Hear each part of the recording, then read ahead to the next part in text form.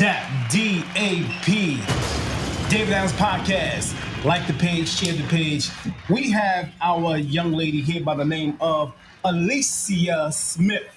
Say good morning to the people, Alicia. Good morning, world. Good morning. That's what's up. Lisa is here. She wanted to come and share her story with you and me because there's a lot of people that's going through situations as far as health is concerned. And Alicia wanted to come and share her story regarding cancer. And we appreciate you coming on. That takes a lot of heart. That takes a lot of oomph to want to do this. You know what I mean? So I appreciate you, Alicia, for coming on. Much love and respect. So can you tell me, I want to get started right away. I know. Can you tell me, first of all, about yourself? Can you tell me the background? Or can you tell me, when you first received your diagnosis and what was going through your mind when you first received it? But tell me first, who is Alicia? Where is Alicia from? Where did she grow up? And all of that good stuff. Got it. Okay, my name is Alicia F. Smith. I'm originally from South Carolina. I moved here in 1979 to New Jersey with my mama. I was raised by my grandmother in the South. I'm 60 years old. And I was diagnosed with breast cancer in February of 2022. Okay. And when you first was diagnosed, what was going through your mind to receive that information? I'm going to take you back to the day that it happened. But I want to start with where, I probably caused myself some dilemmas with it because I think it was like about December of 21. Okay. I was having this bad pain in my arm.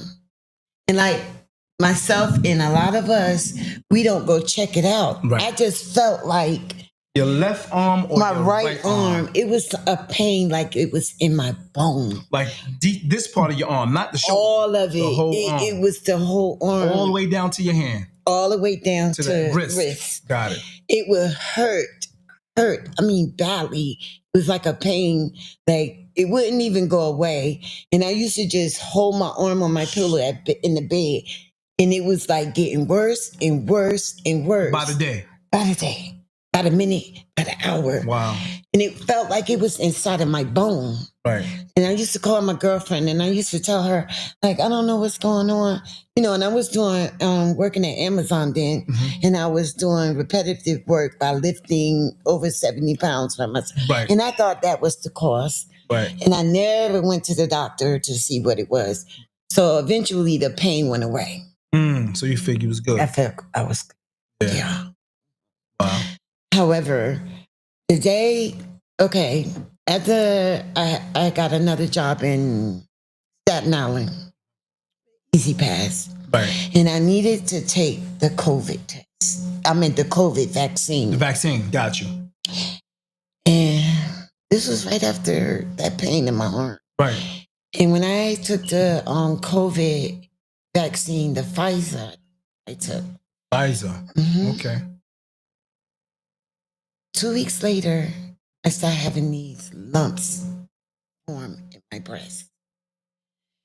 It was one, but then, I didn't go to the doctor either because I was like, Right? And then like 3 weeks, it was a few. The fourth week, the nipple of my right breast was hurting so bad. And I went to the emergency room. Right. And when I went to the emergency room, they couldn't even touch it. They wanted to touch it. I wouldn't allow them to touch it. Wow. It was that bad. And they sent me over to the cancer doctor. And when I went to the cancer doctor, that was the next day. I think it was a Sunday, and they sent me immediately over to the cancer doctor in Elizabeth. Right. And I went over there, and they, wanted to do the mammogram. Right. Did that. Mm-hmm. No, it was, the mammogram. Gotcha. The mammogram couldn't detect what the lumps were, so they wanted to do biopsy.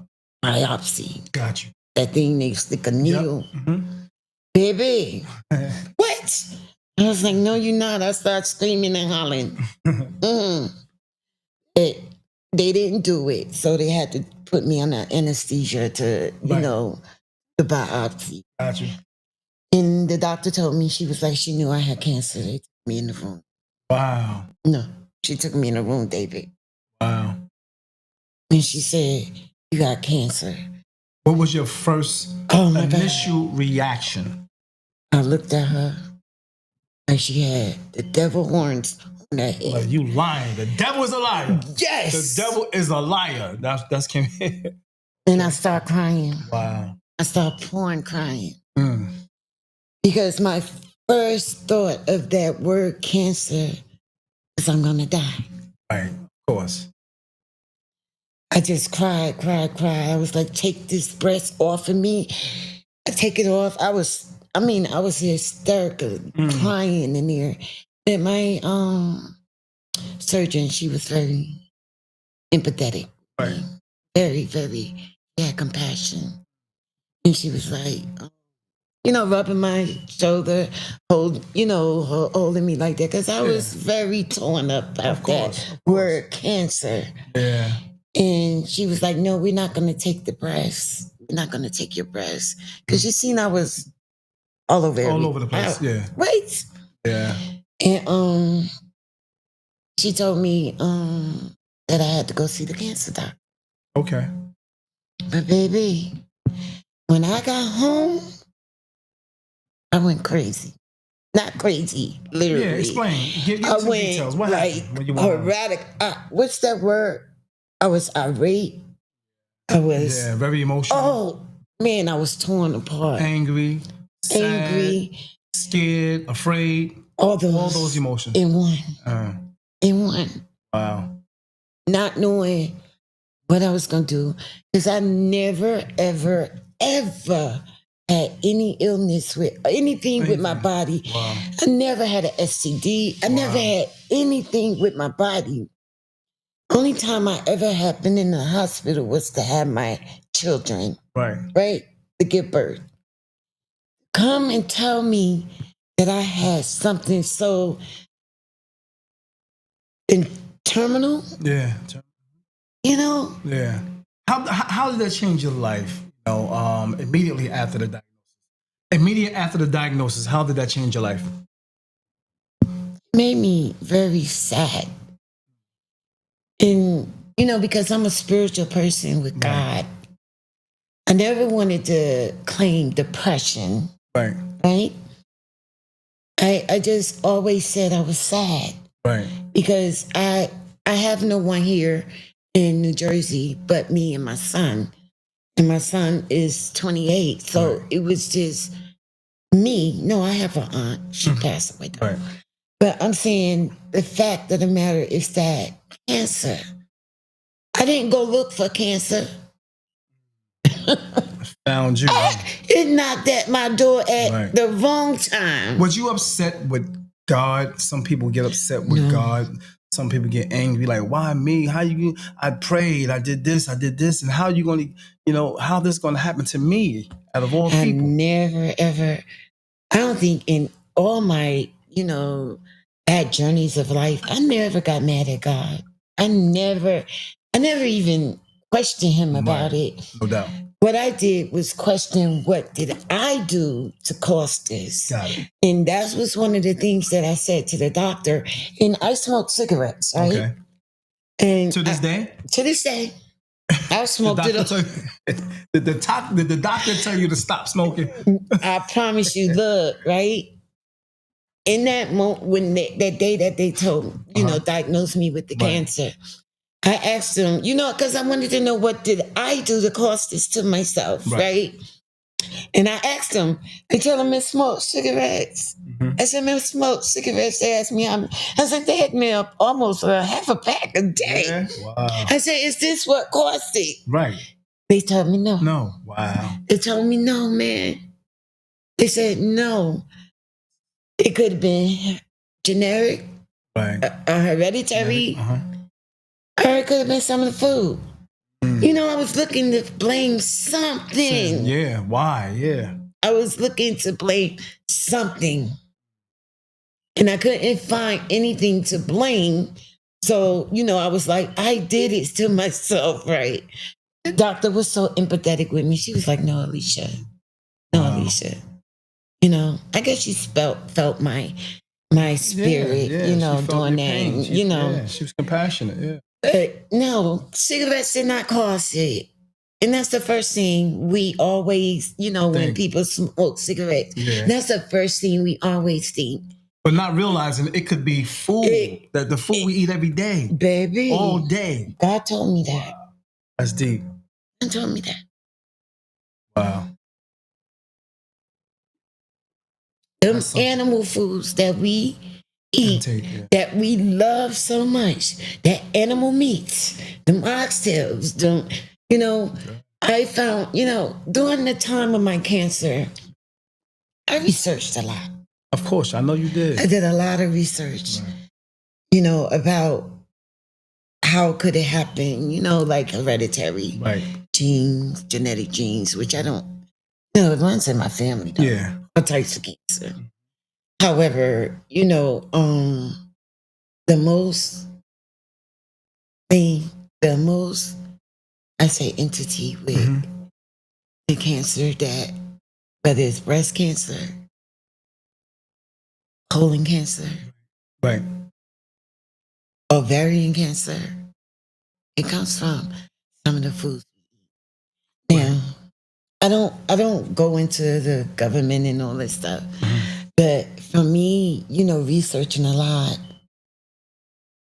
some of the animals that they kill properly, they carry all types of stuff. Bacteria, all kind of toxins, all kinds of this, all kinds of that.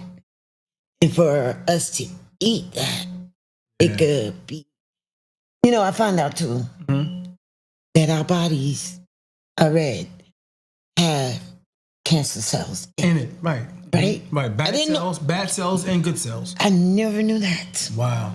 Okay. Our body has cancer cells within it, right? And I found out that, you know,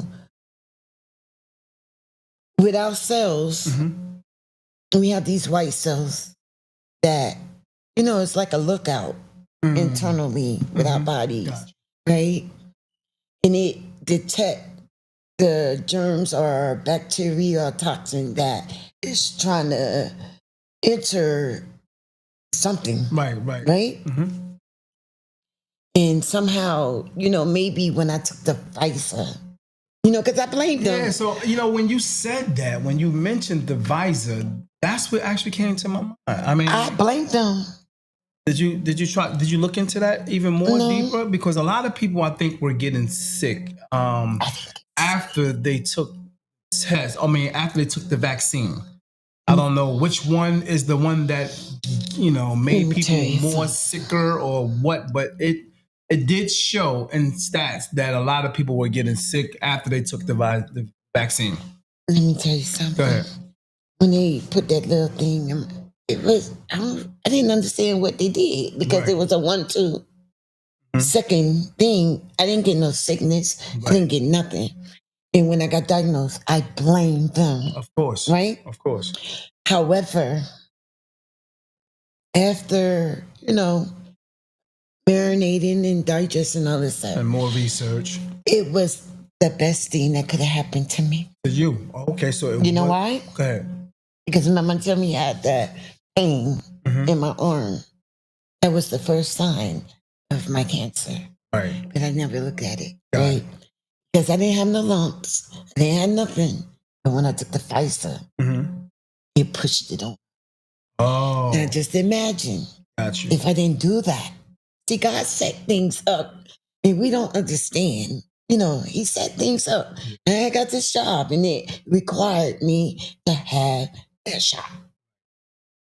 Okay. Now, if I didn't take that shot, I probably would have cancer was already on me because it showed up in the ear. Yeah. It pained the ear to Right. let me know something was going on. So that's why it was close to the breast area. So that was the first part that was giving you signs of pain. Right here, Got it. my cancer started in my lymph nodes. It didn't start in my breast because it was that pain here. Mm-hmm. It was in my lymph. Right up in here. Yeah, in my Gotcha. lymph nodes. That lymphatic thing, whatever it is. I don't know. Lymphatic something Lymphoma. system. I know you're talking about. Like the fat. Gotcha. Mm-hmm. However, when I got the Pfizer, it pushed it. Because it's a thing travels like a road that travel, and it pushed it out where I can get, I would be known. I know of it, right? Because it gave me that, right? Now, if I didn't take that, if I never had to take that Pfizer vaccine, sometimes I look like, where would I have been? So it would have been more dangerous if you didn't take the vaccine. I would have probably been at a stage 4. Or, probably, I think breast cancer go up to stage 5. Right. Something. I probably would have been there. And probably would have had to have both of my breasts amputated. Right. So that's the lymphatic system. The lymphatic, the lymphatic system. Yes. Okay. But I'm saying I was angry when I, got that diagnosed, and I blame Pfizer vaccine. But then as I traveled the journey with getting prepared to have the chemo, got it. I had to be grateful for it, because I could have died. Wow. Without, going to getting a mammogram. I hadn't had a mammogram since 2015 because I thought I was exempt. I hear you. I say that for a reason, and I went that way for a reason because I'm not the only one that don't go do these things that is necessary that can help our cells live a normal life and longer. But I was exempt. Wow. Who wants to go in there and have them to put that thing and smash them? And I'm tiny, right there. So I didn't. That's a discouragement to my brain to go in there and.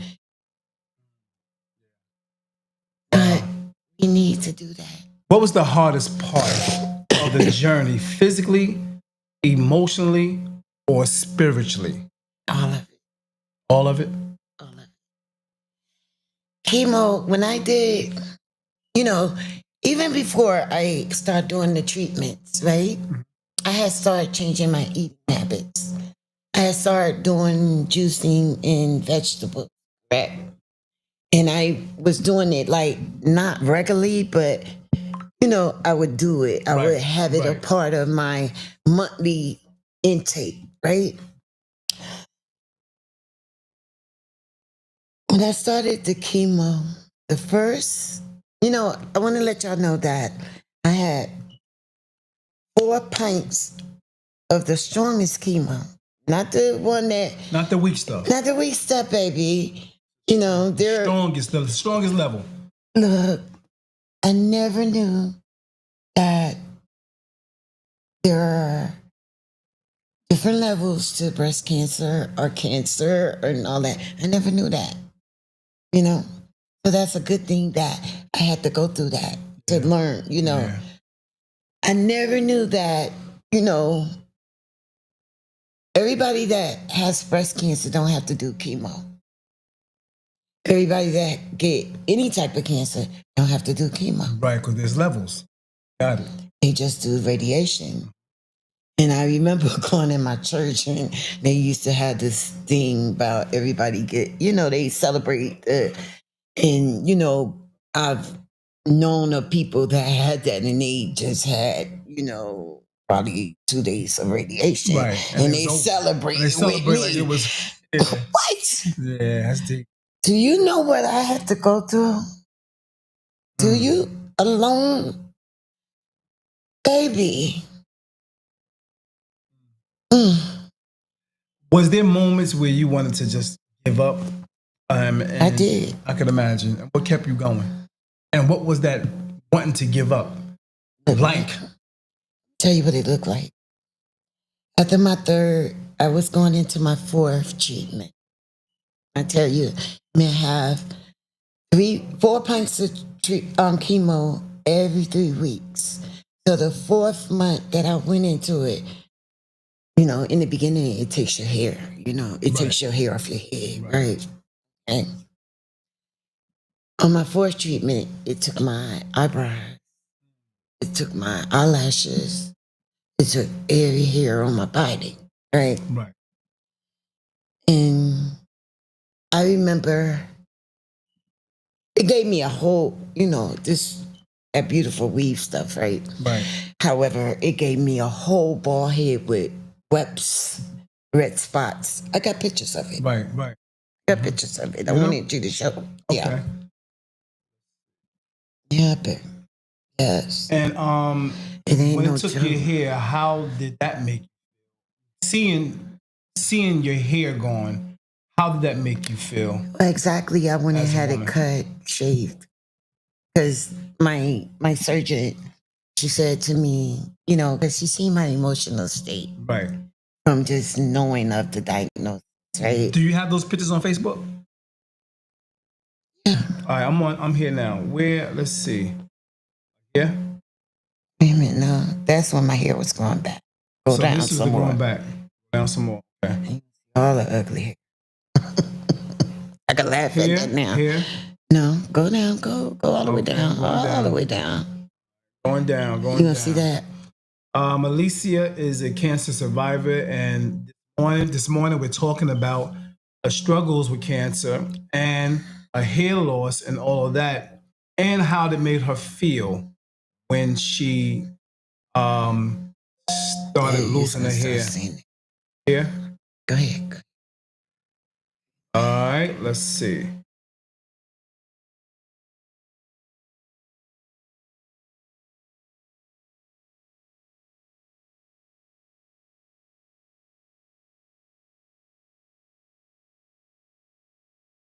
All right. So if you can do me a favor and chime in and chime in to help someone else. That's what I want to say. Chime in so that this video can help someone else. Like and share if you can do that. To help someone that's possibly going through this right now, or has gone through it, or may be on their way, as I always say, going through this. Okay. This is a picture of Alicia when she started doing chemo, correct? No, you could go to a better one.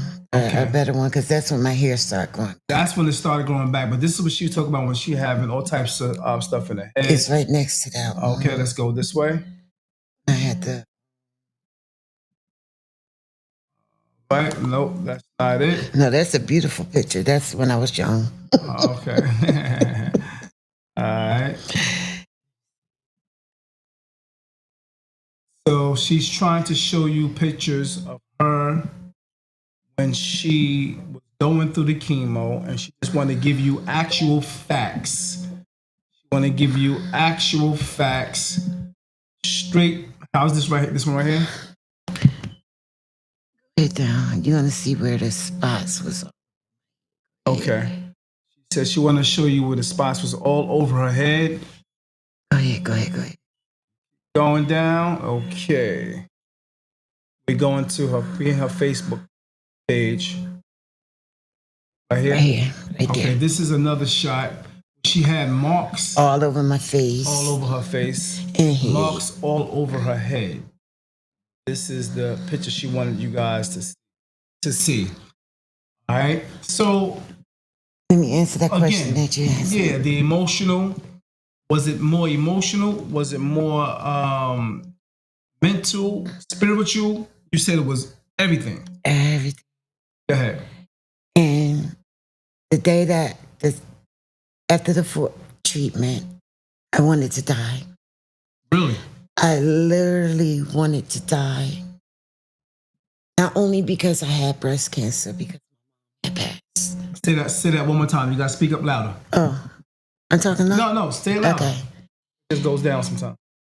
In my fourth treatment, I literally wanted to die.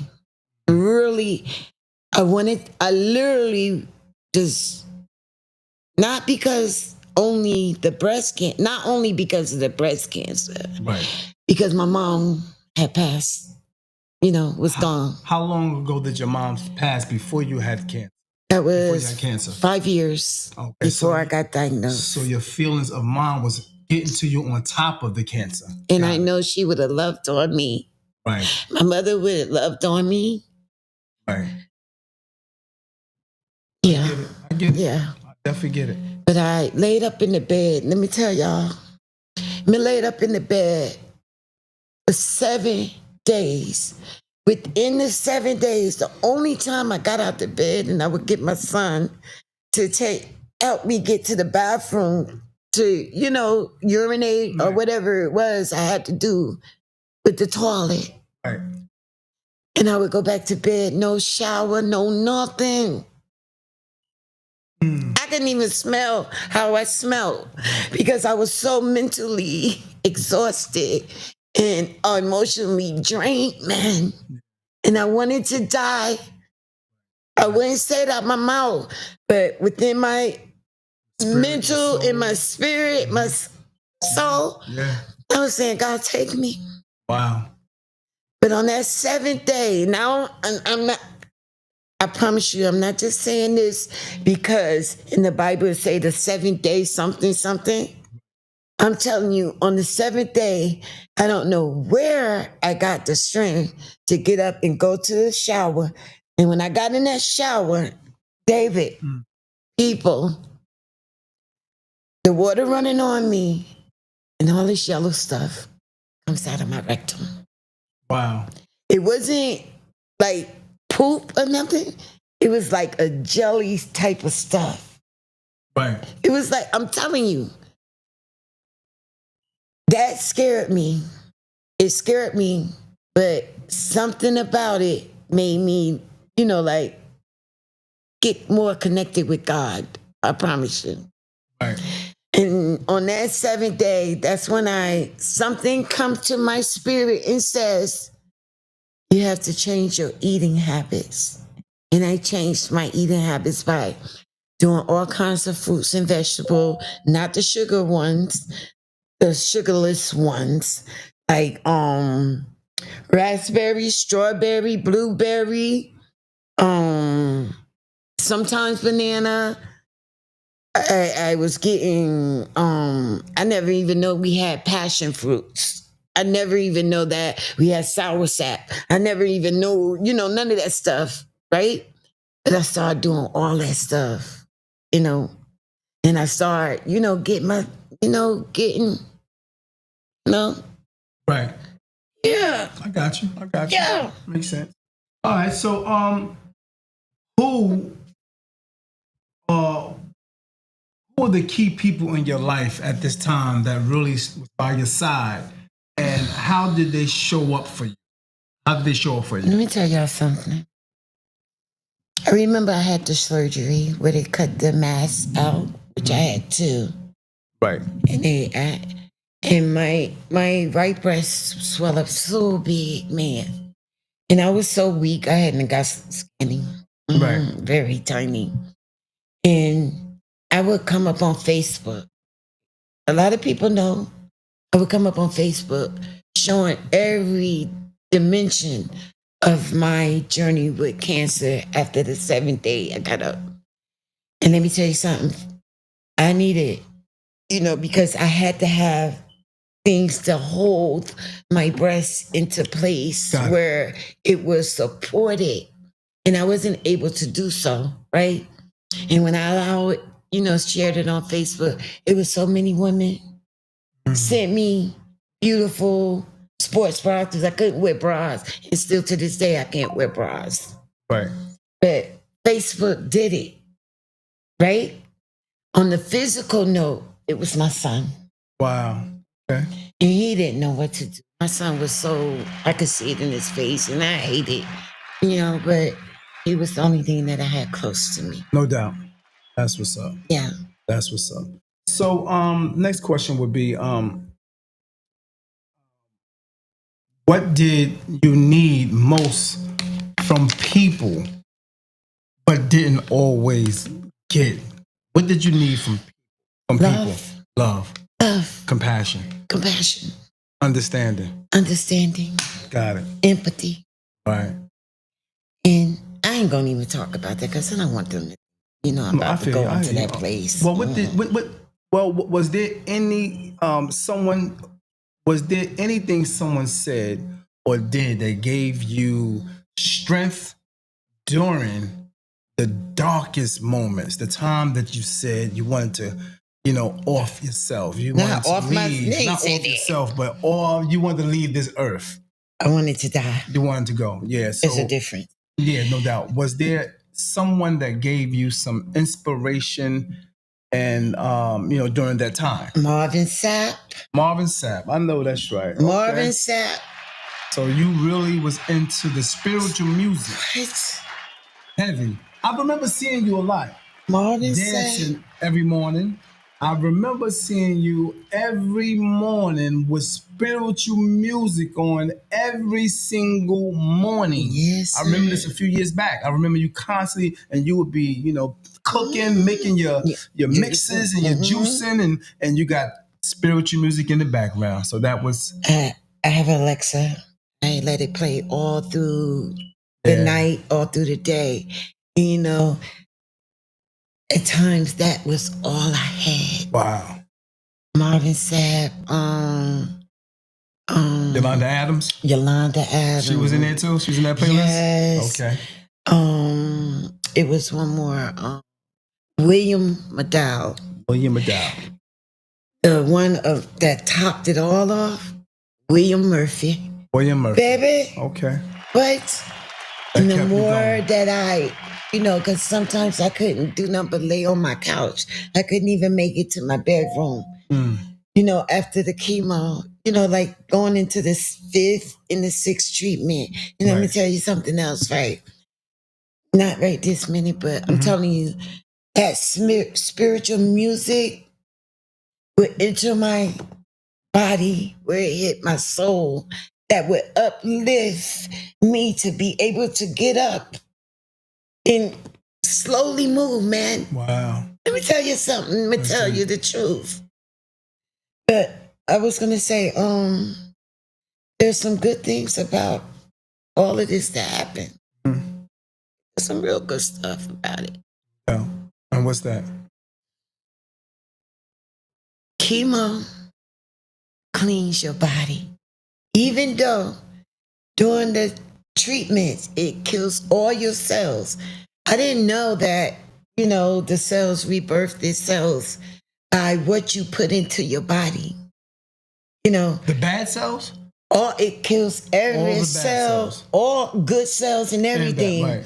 And the most important cells that we have to help grow, come back alive in our bodies is the white cells. The white cells. If you're doing chemo and you're not, putting the right foods in your body to bring that white cell back up, so you can have it's the part that helps your immune system. Got it. Yeah. Okay. If you don't do that, people, you're doomed to lose your life. So many people tell me back when I was battling, and I couldn't see it. I couldn't feel it. He's like, you don't look like you're battling cancer. Because of my skin. And I was like, it wasn't me. It was the God in me. It was the chemo cleaning. Chemo cleans out the toxins out your body, even though it's killing your cells. But we have a due diligence for ourselves to pour back into us. Got it. Pour back into that body, because this is like a foreign substance that's going into your body that your body don't even know how to receive. Got it. But what God did, he planted the earth with fruits, vegetables that come from the dirt. People think that dirt is bad for us. Dirt is not bad for us, baby. It's not. I'm telling you, when we used to be down south, we used to use dirt in our hair, and that's why I used to have a good grade of hair. And we used to make mud pies. Right. It tasted a little bit, but not eating it. But dirt does the body good, because this is what God planted. But we done got so got so bougie. Bougie. Yeah, It's that's the word. The modern world, Yeah. We got away from our African roots and all that. Baby, let me tell you, that's I used to get the vegetables, and I had to get the juicer and stuff. Right.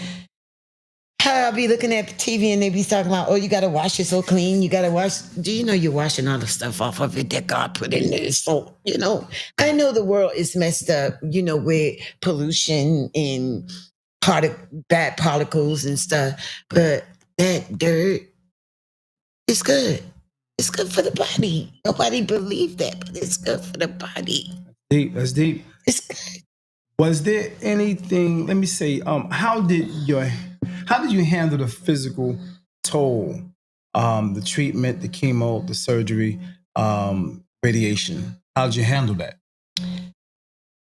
Baby, I promise you, I don't really know how I did it. I'm telling you the truth. I don't know how I did it. Because my mom was gone. My mom went to heaven.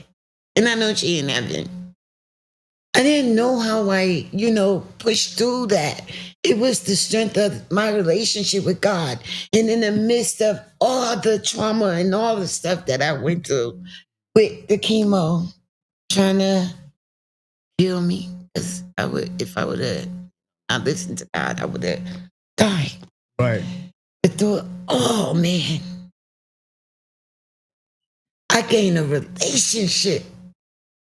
An intimate, personal relationship with God. And see, God knows us.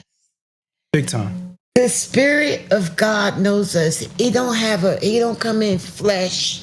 It comes in a spirit that created us. This is my belief from my cancer journey. It will tell you what you should do. When you battle these things that so many people had died from. And it's the reason you live. Wow. It's the reason you live. What helped you heal not just your body, but your spirit? I'm still in the process of healing. Still in the process of healing. Got it. I have 2 years remission. Clap it up. No doubt. That's a blessing. 2 years remission I have. And I still go, it's an up and down spiral where some days are better than others. And people don't understand. They feel like, I gotta, However, my God told me to meet myself where I'm at. Right. Don't force anything.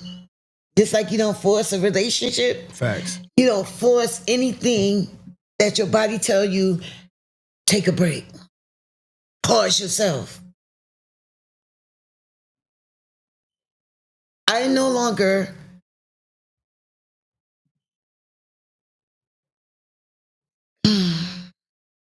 Take your time. I no longer try to worry about the world perception of me. Got it. I feel you.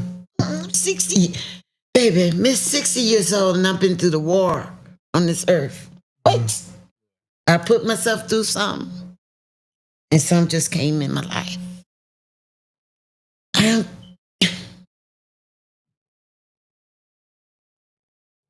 Get it? I get it. Definitely get it. Me today want to serve God because He gave me a life, man. And like I said before, God knows what we need before we even know that we need it. Or know that we're going to need it. That's right. God knows who He's called and who He's chosen to do the work on this earth. He know what's going to sit our tails down, our tails, that tail back there. He knows what's going to sit us down. What is it that you appreciate about life now that one time you didn't? So what is it that you appreciate more now since the situation? Honest, I appreciate having a relationship with God. My life is about a relationship with God. Then, because I know that God loves me and wants the best for me, even when I don't. Right. What? You know what I said? Yeah. Even when I don't when want. you don't. Even when you don't. That's deep. And see, the world will hold you to standards with God. My God, don't hold me to standards with the world. I promise you. How did surviving cancer change your priorities, your relationships, or your priorities? How did that change? It changed when I looked to my left and I looked to my right and I looked before me and there was nobody there. Wow. And then I turned around and there was nobody there. But I looked up and there was God. Okay. It changed me in that manner. I don't care what the world thinks. Once again, I say it No again. doubt. You did. I don't care what. When I needed somebody, let me rephrase that. Mm-hmm. When I thought I needed somebody and nobody was there, God showed me what was relevant. Right. I promise you. He showed you that I am always going to be here no matter who's not. Who got my back? Who Got got my front? Who got my side? Who got my other side? Amen. Yeah. Deborah said amen. Hey, Deborah. Peace and blessings, Deborah. Much love. Yes. Thank you for chiming in. Appreciate you. Share the page of life. And look, I've been in God, please don't let these folks think that I'm saying anything wrong. I'm telling the truth. I've been in a church home for 14 years. I came off the streets of hell. When you say the streets of hell, break that down. The streets of hell. Excuse me. I walked through the valley of the shadow of death, where there was drugs and choices. I know that's right. I know that's right. Speak on that. Drugs and choices. Good and bad, baby. Mm-hmm. And I chose the bad. Right. That was good for me in the moment. Right. In the years. Right. I know that's right. But let me tell you something. You seem like a very honest person. I say once again, I care less about the world perception of me today. Come on. Man. And the perception comes with their thoughts. Right. Their judgments. I don't care. Right. Because when it mattered, there was nobody there. Right. Nobody. But that powerful God and spirit, man, that gave me the will to want to live, man. No doubt. Deborah said he always put us in position to believe in man, but only him. Not to believe in man. Not to believe in man, Not to believe in man, Hallelujah. No doubt. Baby, he had to sit me down with cancer because I was still trying to, Make your own choices. be in the man's face, like, accept me. Wow. Wow. But when it mattered, but I was saying, I was in a church home for 14 years. I came in there off of the street because I knew I wanted to do better for my life at 48 years old. No, I was younger than that. Okay. But I surrendered to my drug addiction at 48. Okay. I'm 60 now, beautiful guys. Wait! You ain't got to tell me, I'll tell me that, and God says it, right? Because I do beautiful things, Yeah. But I was in this church home since 2009. I started paying tithes on a regular, like in 2021, because, coming from that life, you got to rebuild. Right. You got to, go forward. And, but when,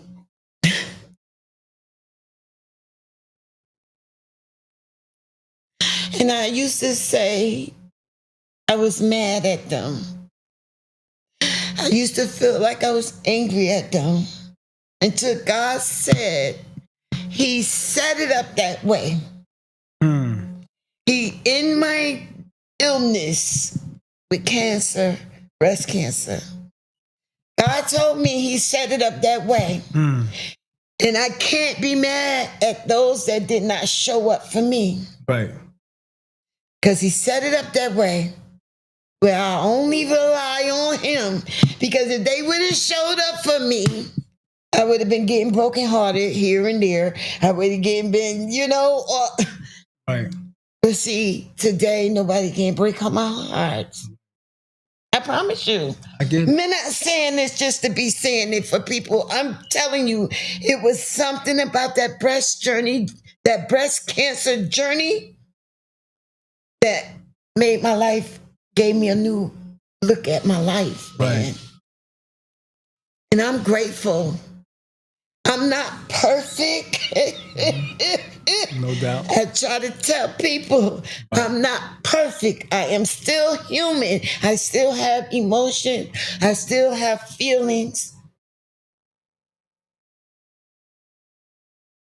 But I am better because God, man, it took Him to sit this woman down with breast cancer, man. I'm talking about times I laid up on my couch.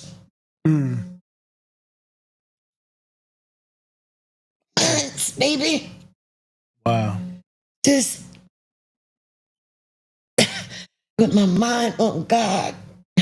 How are you gonna help me? What I need to do?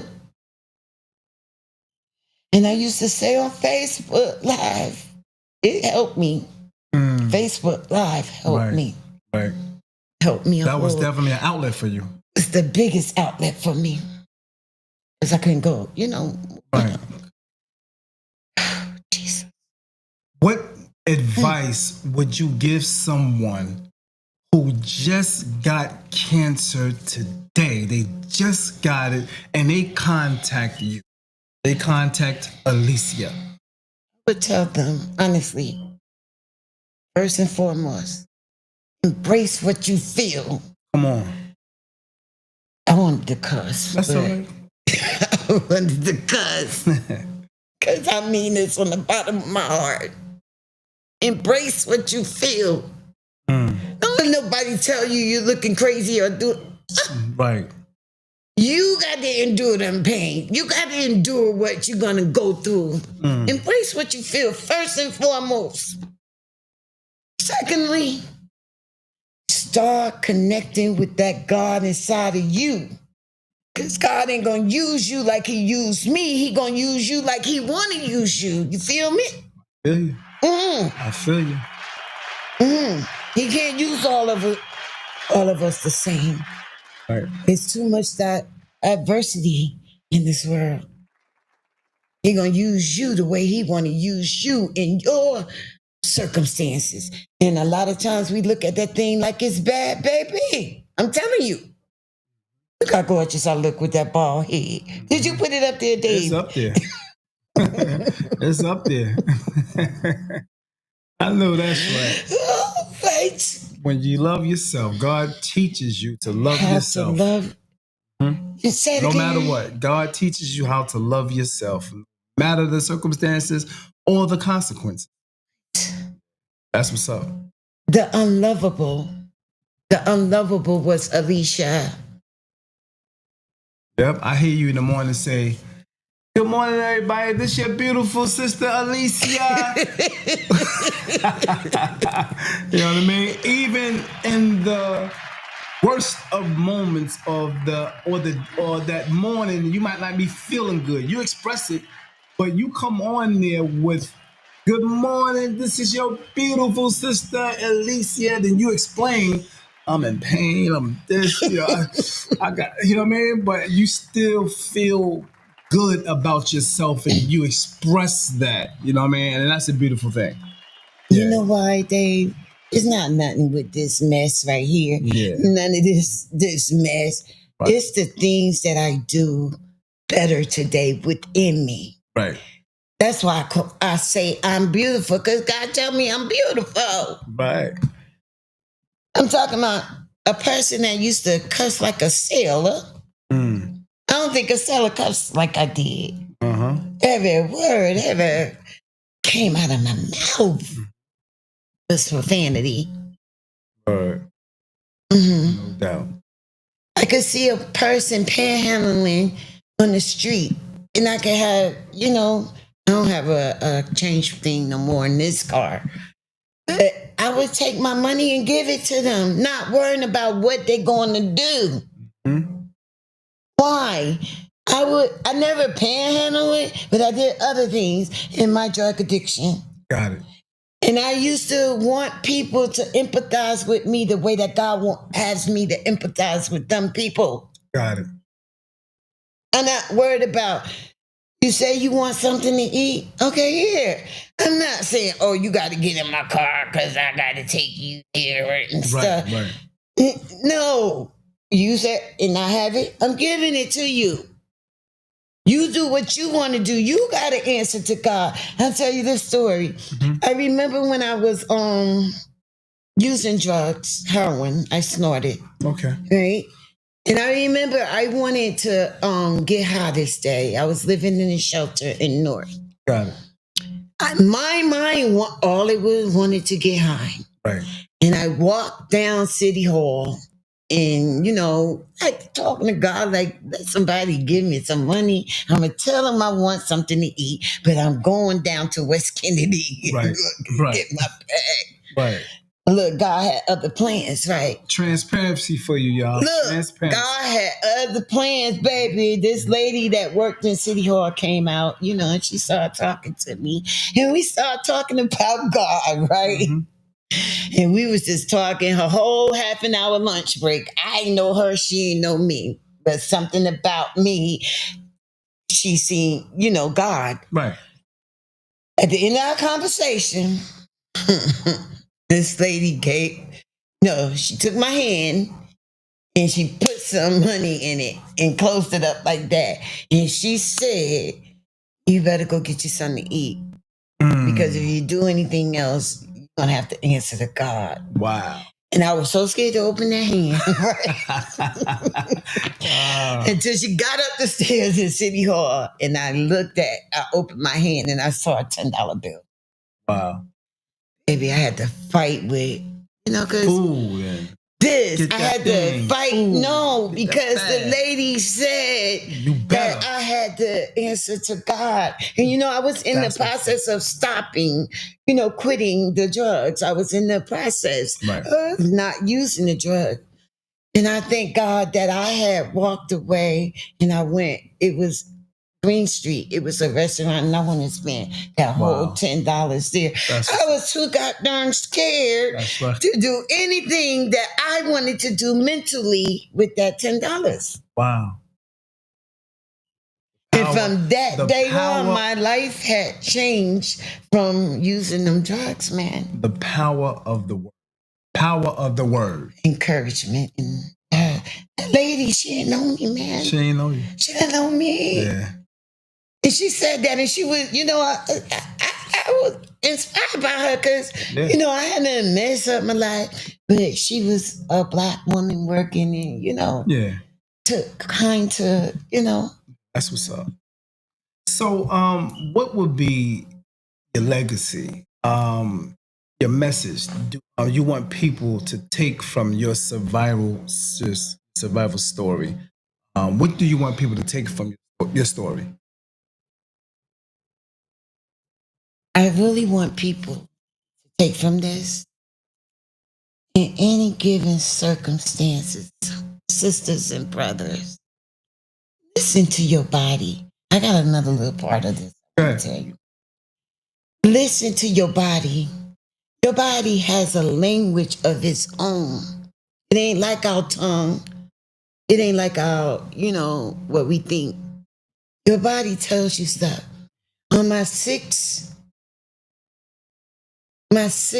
chemo infusion, that's what they call it. I was so skinny, y'all. I was so damn skinny. All you could see was bones. And I remember I was getting ready for the seventh. Ready for the what? The seventh one. Got it. God, something in my spirit was like, if you take that 7 chemo infusion, you're going to die. Mm.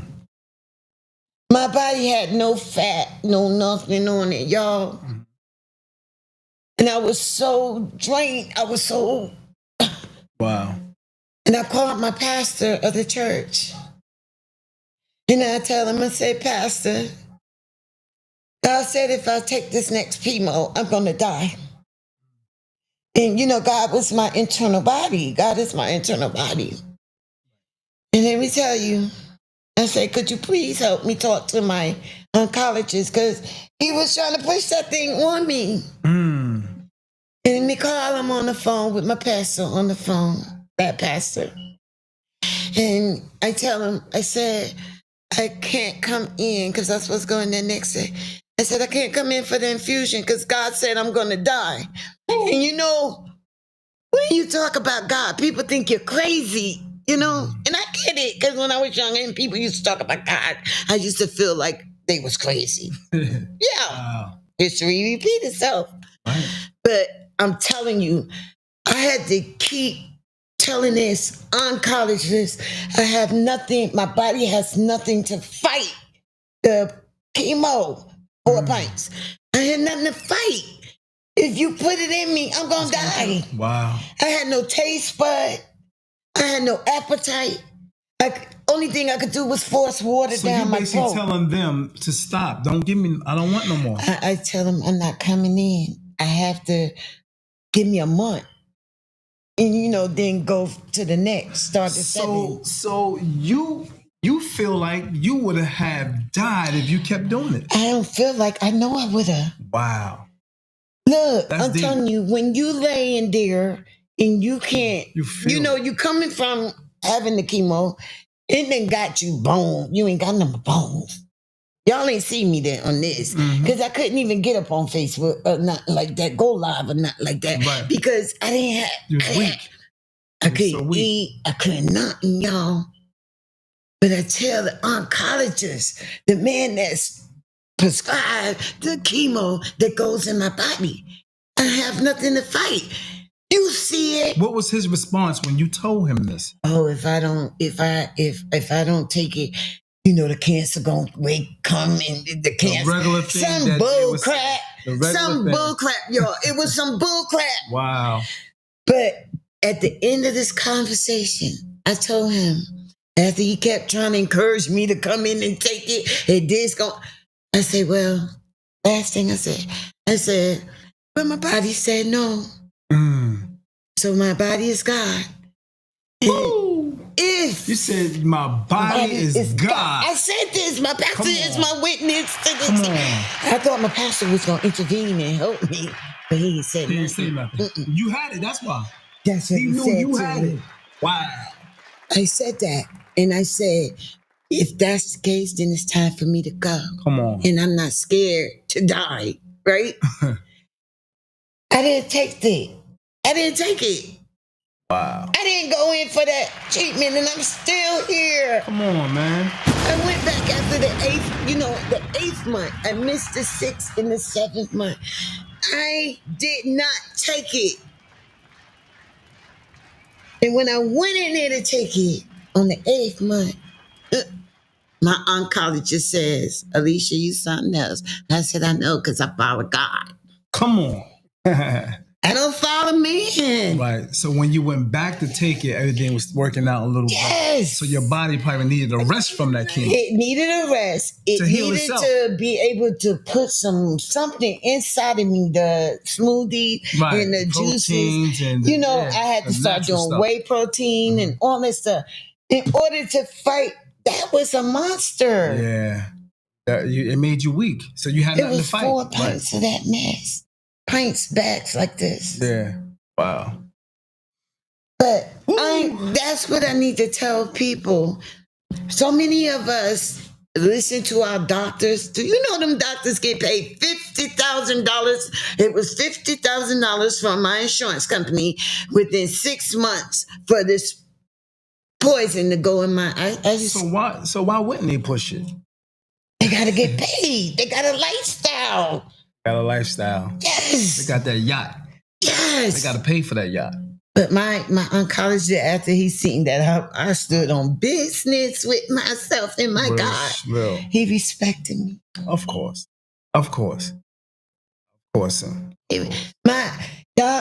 Anybody that doubt what I'm saying, my pastor, y'all say they are prominent people in this world, and their words are real, stand substance. Y'all could go ask him. He was on my phone with me and when I hung up with him, he said, Alicia, you handle yourself very well. Wow. He was proud of me. I didn't have him on the phone to listen to me because I didn't know that I had it in me to speak up for myself. Right. But it wasn't me. It was God standing on business for me. Come on. What? That's what's up, man. It was God standing on business. That's why I called my pastor David. I called my pastor because I didn't have the courage, or I didn't think I could speak like for myself. And I wanted him to intervene. Right. But he never said anything. And not saying nothing, he said a lot. He said a lot. Got this. Yeah. He said it after I hung up with him. He said, Alicia, I'm very proud of you. You handle yourself very well. Wow. Because, I used to cuss. Yeah. No doubt. To get my point across, but I didn't have to use any profanity. No doubt. Anybody have questions for Anybody Alicia? have questions? Because we're going to get out of here. I really appreciate you being transparent, man. That's powerful. I appreciate you being very transparent. And I think we're going to have to do a part 2. Because I got some more to tell you. I can feel it. And I got to go to church. Yep, and she got to go. So that's what it is. Much love and respect, you guys. If you got any questions, put it on the comment board. If you want to make a phone call, you can as well, because we're going to get out of here. If you don't, go ahead and say it. And I want to thank David Adams' wife, Sunshine, a beautiful lady, y'all. Thank you. I can hang out with her. Me and her need to go to karaoke together. Yeah, she's a very beautiful woman. I love beautiful women. Mm-hmm. I don't really care much about the men. I'm telling you, men ain't nothing. We're gonna have I'm telling you, that's another podcast. Now. Okay, I'm gonna leave it right there. Without the men, baby, I love me some beautiful women, man. And a woman with a godly spirit that can accept Alicia, they powerful, baby. No doubt. Okay. Thank you for listening. Please subscribe, like the page, share her story. Much love. and respect. Thank you. Peace and blessings. Okay. Yeah, thank you.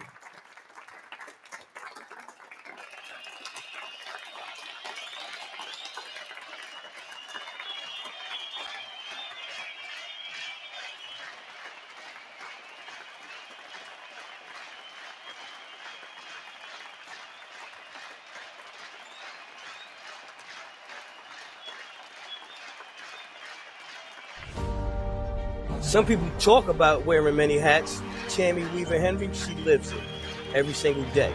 She's a spiritual leader, a healthcare professional, a police chaplain, a business owner, and a tireless community volunteer. No matter which hat she's wearing, she's always focused on one thing, and that's serving Jersey City. Tammy's running for city council to bring all her experience and all her hats to work for you. And I cheer her on in every role, because I'm her husband, Baron Henry. And Tammy Many Hats is exactly what Jersey City needs.